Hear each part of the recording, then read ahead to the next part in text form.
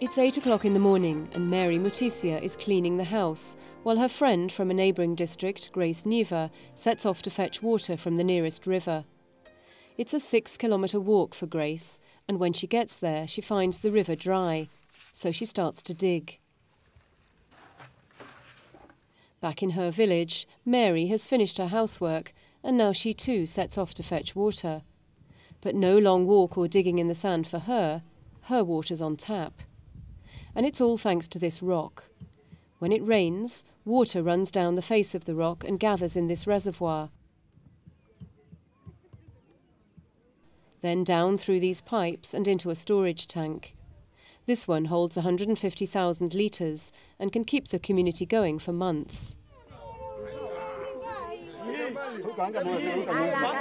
The project was built and is now managed by the community it serves, and everyone who joins the project shares its benefits.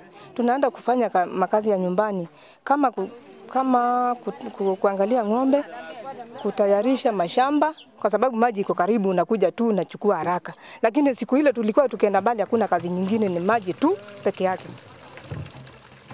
Most communities levy a charge for the water. 3 US cents per 20-litre jerrycan is typical, and some well-established communities are now turning a profit and reinvesting. Here, the community has bought a plot of land and are setting up a model farm to teach farmers how to use techniques like drip irrigation. The amount of money collected from the water catchment, we put in an extra job, extra work.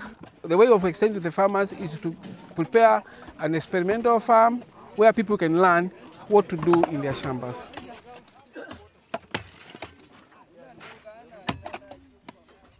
Back at the dry riverbed, Grace is still scraping water from the bottom of a hole.